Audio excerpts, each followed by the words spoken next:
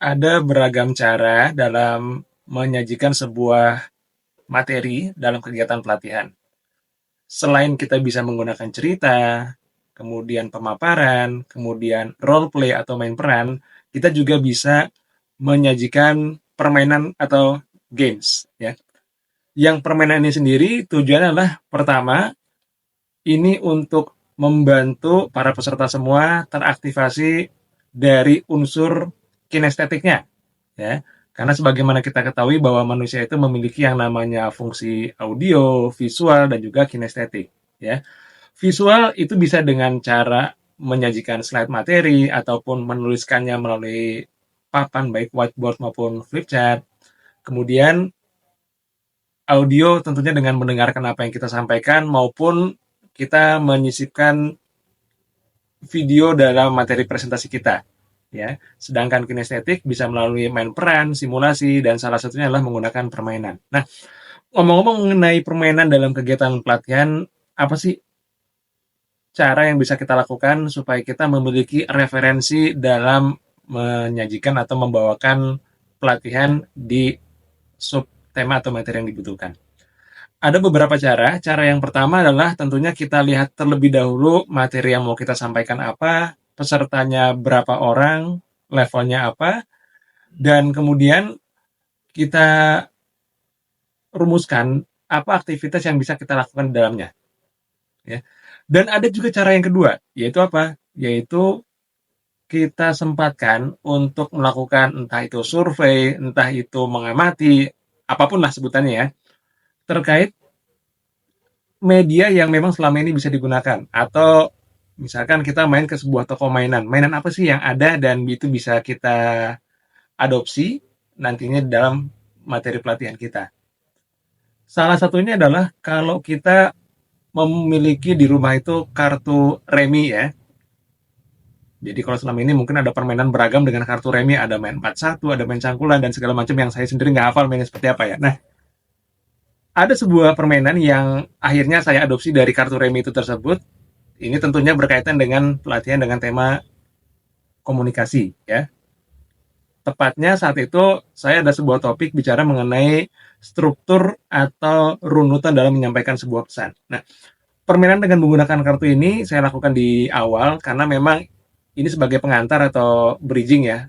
Dan memang kebetulan secara jadwal ini dilakukan setelah selesai agenda makan siang. Jadi memang saya sebelum masuk ke materi inti, terkadang ngajak peserta itu untuk ngobrol terlebih dahulu, terkadang juga menyisipkan dengan permainan. Yang tujuannya adalah supaya ada aspek kinestetik di dalamnya, ya. Nah, apa yang bisa kita lakukan kalau kita melihat kartu remi itu kan sebetulnya mereka ada 4 macam, ya. Dua merah dan dua hitam. Merah itu ada hati dan diamond, kemudian warna hitam itu ada scope dan keriting. Nah, cara permainannya sederhana, rekan-rekan sekalian. Jadi yang pertama, pastikan untuk kartu joker kita hilangkan terlebih dahulu atau kita parkir terlebih dahulu, kemudian jangan lupa di shuffle atau dikocok kartunya, dan kemudian silakan dibagikan sampai habis kartu ini ke peserta. Ya, ini silakan sesuaikan dengan jumlah peserta. Dan sampaikan juga di instruksi awal bahwa mungkin jumlah yang diterima antar peserta berbeda-beda. Ada yang mendapatkan satu orang itu hanya 3 kartu, ada yang 4 kartu. Nah, tugasnya adalah kita di awal membagi kelompok terlebih dahulu, kelompok A, B, C, dan D. Nah, misalkan kelompok A adalah kelompok scope, kemudian kelompok B adalah kelompok rating, kelompok C adalah kelompok diamond atau wajik, kelompok D itu kelompok love atau hati. Nah, tugas mereka adalah bagaimana caranya tanpa mereka itu menggunakan verbal atau lisan, itu silakan runutkan dari yang paling kecil terlebih dahulu, ya. 2, 3, 4, 5, 6, 7, 8, 9, 10, kemudian Jack, Queen, King, As. Nah, karena memang sudah disebar, maka dinamikanya akan terjadi ketika permainan ini dimulai atau kita memberikan aba-aba mulai atau go. Nah, karena masing-masing kelompok tadi sudah punya tanggung jawab, maka dan tadi kita sampaikan juga ini dilarang menggunakan lisan. Ini yang menjadi tantangan adalah ada kalanya peserta itu menjadi tergoda untuk sesekali mengeluarkan lisan atau verbalnya. Nah, dan di situ kita juga berperan sebagai pengawas atau pengamat untuk memberikan peringatan, ya misalkan, "Shh, tolong tidak bersuara," ya.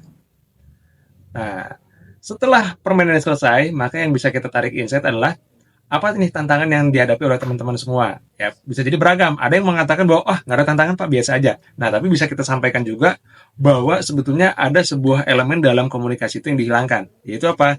Terkait aturan main bahwa rekan-rekan peserta dilarang menggunakan yang namanya lisan. Sementara, boleh jadi yang namanya kita komunikasi atau interaksi langsung dengan manusia, dengan orang, itu tetap membutuhkan yang namanya aspek lisan.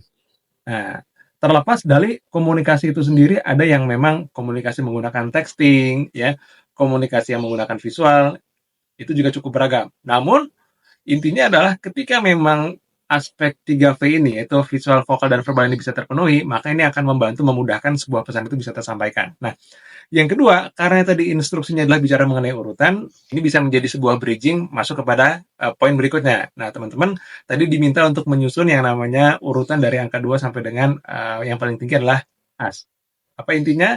Intinya adalah ketika kita menyampaikan sesuatu, boleh jadi orang yang mendengarkan kita itu nggak siap untuk menerima informasi sekaligus banyak.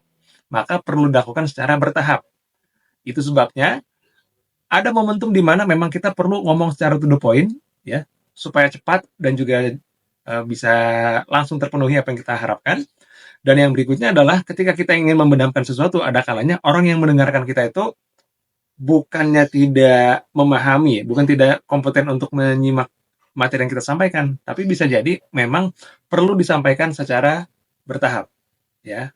Sebagaimana urutan kartu dimulai dari angka kecil dulu, angka 2 dulu, angka 3 dulu, sampai dengan akhirnya yang as, seperti itu.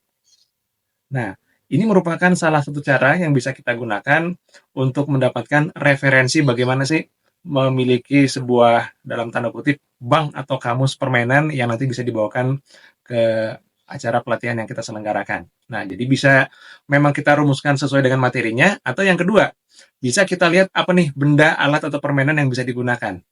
Namun, kalau kita memutuskan untuk cara yang kedua, pastikan itu dilakukan di luar sesi atau jauh sebelum adanya rencana mengadakan sebuah pelatihan. Kenapa? Karena agar kita tidak terjebak menjadi trainer atau fasilitator yang cocokologi. Artinya, ah, mentang-mentang ini ada, tiba-tiba dipaksakan, ya.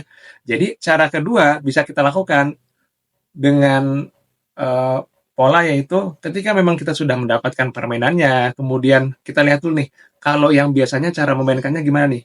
Bisa nggak dimodifikasi? Ketika dimodifikasi, kita uji coba terlebih dahulu, kita analisa terlebih dahulu, baik dari cara menyampaikan instruksinya, kemudian apa hambatan yang kira-kira muncul, kemudian bagaimana menarik insight-nya, atau bagaimana menyusun bridging atau kalimat penghubungnya, baik sebelum maupun sesudah.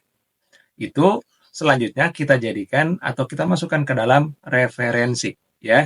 Tidak sekonyong-konyong langsung kita bawakan. Terkecuali kalau memang kebetulan materi yang akan kita bawakan relevan dengan permainan yang sudah kita rumuskan. Baik. Kira-kira kalau rekan-rekan seperti apa nih bisa mendapatkan referensi atau ide dari permainan ya untuk kegiatan pelatihannya masing-masing ya. Selain mencarinya di YouTube dan juga menggunakan pencarian melalui internet. Nah, boleh saling share karena kita di sini akan saling berbagi dan juga saling belajar. Ya. Terima kasih dan sukses selalu untuk Anda semuanya.